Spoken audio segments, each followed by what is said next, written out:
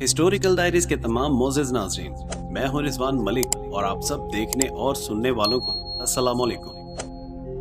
कौम लूत, जिन्होंने एक ऐसे गुनाह को इजाद किया जो इनसे पहले किसी कौम ने नहीं किया था। ऐसी बदकारी की मिसाल तारीख में नहीं मिलती। इस कौम ने ऐसा क्या गुनाह किया था और इनका क्या अंजाम हुआ, आज हम इस वीडियो में आपको तफसील से बताएंगे।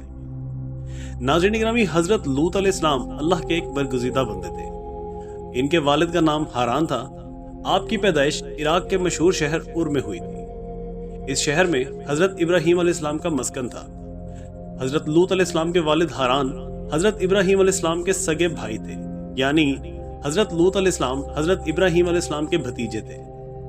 चूंकि हजरत लूत अलैहिस्सलाम के वालिद बचपन में ही इंतकाल कर गए थे, इसलिए हजरत लूत अलैहिस्सलाम की परवरिश हजरत इब्राहीम अलैहिस्सलाम ने ही की थी। आप अलैहिस्सलाम हजरत इब्राहीम अलैहिस्सलाम पर सबसे पहले ईमान लाने वालों में शामिल थे। हजरत इब्राहीम अलैहिस्सलाम के ज़माने में अहले सदूम की रहनुमाई के लिए नबूवत के मनसब पर फाइज आप ही हुए। हजरत लूत अलैहिस्सलाम को अल्लाह पाक ने बहुत से मोजज़ात अता किए थे। आप अलैहिस्सलाम जब भी बारिश के लिए दुआ करते तो आसमान बादलों से भर जाता था और खूब बारिश होती थी। हजरत लूत अलैहिस्सलाम जिस पत्थर पर सर रखकर सोते, उस पत्थर पर आपके सर मुबारक का निशान बन जाता। सदूम वो इलाका था जहां हजरत लूत अलैहिस्सलाम मबूस फरमाए गए। सदूम के आसपास 5 बहुत ही खूबसूरत शहर आबाद थे, जिनमें से हर एक शहर की आबादी 1 लाख से ज्यादा थी। ये तमाम शहर बहुत ही सरजब्द और शादाब थे और अल्लाह पाक ने इन तमाम शहरों को बहुत सी नेमतों से नवाजा हुआ। यहाँ बागात की कसरत थी, लहलहाती खेतियां और बहुत कुछ। उर्दन, शाम और इसराइल के दरमियान ये इलाका बहुत ही खूबसूरत और जरखेज था। यहाँ तरह तरह के अनाज, फल और मेवे बकसरत पैदा होते और यही वजह थी कि आसपास के दूसरे शहरों के लोग भी अपनी ग़िज़ाई ज़रूरियात को पूरा करने के लिए इन बस्तियों की तरफ आते थे। मगर ये बात अहले सदूम को बिल्कुल भी पसंद ना थी। उनके ख्याल में उनके शहरों में पैदा होने वाले फलों, अनाजों और बाकी सब चीजों पर सिर्फ उनका ही हक था, इसलिए उनको दूसरी बस्तियों के लोगों का आना बिल्कुल भी पसंद ना। एक दिन वो तमाम लोग एक दूसरे से सर जोड़कर इसी बात पर गौर व फिक्र कर रहे थे कि बाहर के लोगों को यहाँ आने से किस तरह रोका जाए कि इब्लीस वहां एक बुजुर्ग की शक्ल में आया और कहने लगा कि तुम इनसे पीछा छुड़ाना चाहते हो तो मेरी बात तवज्जो से सुनो। उस अजनबी बुजुर्ग की बात अहले सदूम ने बहुत ही गौर से सुनी। इब्लीस ने कहा कि मैं तुम्हें बात कल बताऊंगा। दूसरे दिन इब्लीस अहले सदूम के पास एक बहुत ही खूबसूरत नौजवान की सूरत में आया और अहले सदूम को फेले बद करना सिखाया। इब्लीस ने उन तमाम बस्ती वालों को सिखाया कि अगर तुम चाहते हो कि दूसरी बस्ती के लोग तुम्हारे शहर का रुख ना करें तो तुम इन बस्ती से आने वाले तमाम मर्दों के साथ जबरदस्ती बदफेली करो। इस तरह वो तमाम लोग तुम्हारी बस्तियों में आना छोड़ देंगे।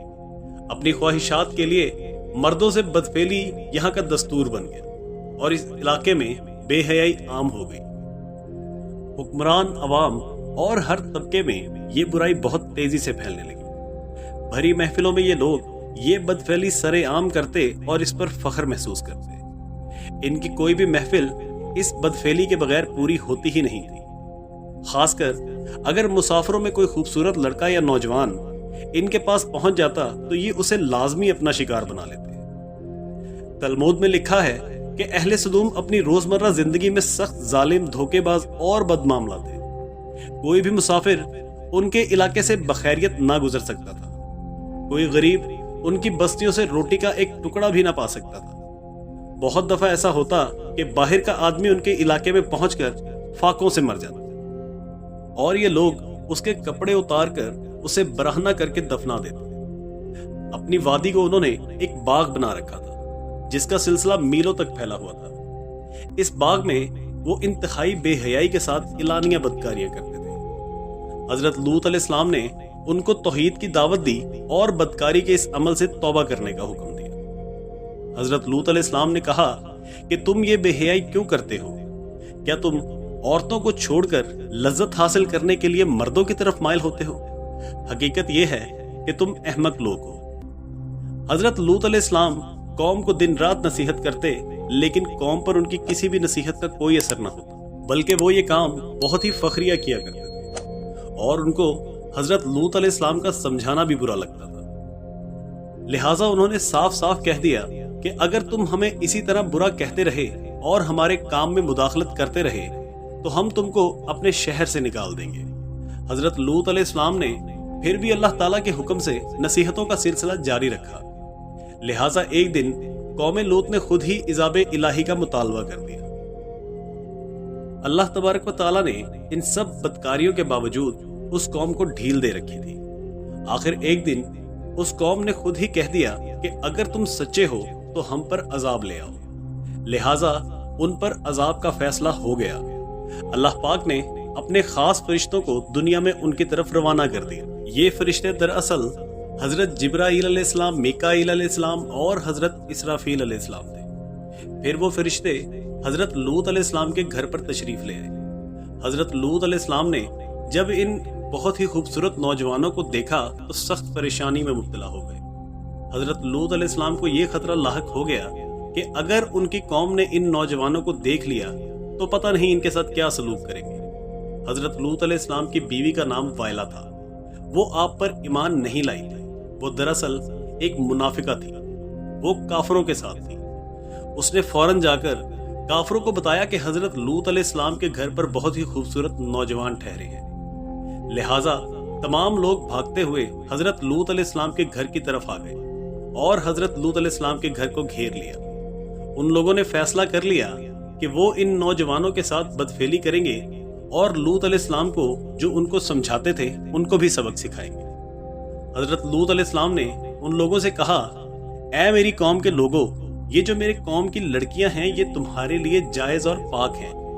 اللہ سے ڈرو اور مجھے میرے مہمانوں کے سامنے رسوا نہ کرو۔ کیا تم میں کوئی بھی شائستہ آدمی نہیں؟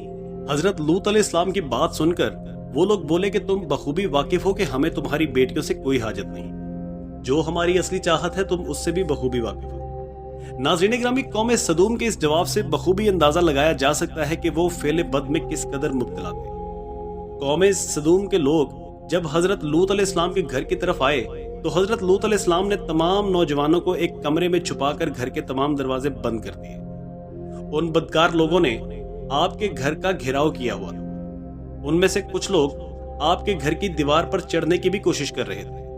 حضرت لوط علیہ السلام اپنے مہمانوں کی عزت کے خیال سے بہت گھبرائے ہوئے۔ فرشتے یہ تمام منظر دیکھ رہے تھے۔ انہوں نے جب حضرت لوط علیہ السلام کی بے بسی کو دیکھا تو حقیقت سے پردہ اٹھا دیا۔ وہ حضرت لوط علیہ السلام سے کچھ اس طرح مخاطب ہوئے، اے لوط، ہم تمہارے رب کی طرف سے بھیجے ہوئے فرشتے ہیں۔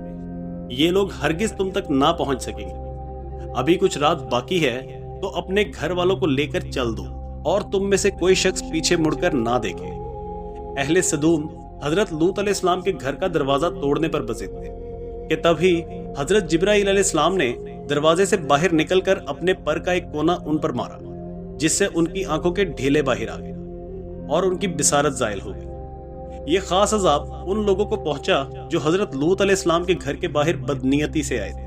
حضرت لوط علیہ السلام حقیقت حال جان کر سکون میں آ گئے، لہٰذا وہ رات کو ہی اپنے گھر والوں کو لے کر گھر سے باہر نکل گئے اور بستی چھوڑ گئے۔ ان کی بیوی بھی ان کے ساتھ تھی، لیکن وہ کچھ دور جا کر واپس اپنی قوم کی طرف پلٹ گئی اور اپنی قوم کے ساتھ جہنم رسید ہو گئی۔ صبح کا آغاز ہوا تو حضرت جبرائیل علیہ السلام نے اللہ پاک کے حکم سے اپنے پروں سے اس بستی کو اکھاڑ ڈالا اور پھر اپنے بازو پر رکھ کر آسمان پر چڑھ گئے، یہاں تک کہ آسمان والوں نے بستی کے کتوں کے بھونکنے اور مرغوں کے بولنے کی آواز سنی اور پھر اس بستی کو زمین پر دے مارا، جس کے بعد ان پر پتھروں کی بارش ہوئی۔ ہر پتھر پر مرنے والے کا نام لکھا ہوتا۔ جب یہ پتھر ان پر لگتے تو ان کا سر پاش پاش ہو جاتا۔ صبح سویرے شروع ہونے والا یہ عذاب اشراق تک پوری بستی کو نیست و نابود کر چکا تھا۔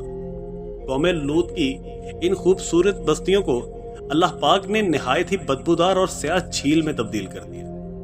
اس جھیل کے پانی سے رہتی دنیا تک کوئی بھی فائدہ نہیں اٹھا سکتا۔ سمندر کے اس خاص حصے میں کوئی بھی جاندار زندہ نہیں رہ سکتا، اسی لیے اسے ڈیڈ سی یا بحرہ مردار کہا جاتا ہے، جو اسرائیل اور اردن کے درمیان واقع ہے۔ ماہرین آثار نے 10 سال کی محنت کے بعد وہ تباہ شدہ علاقہ دریافت کیا تھا۔ تحقیقات سے پتہ چلا कि इस शहर में जिंदगी बिल्कुल खत्म हो चुकी है।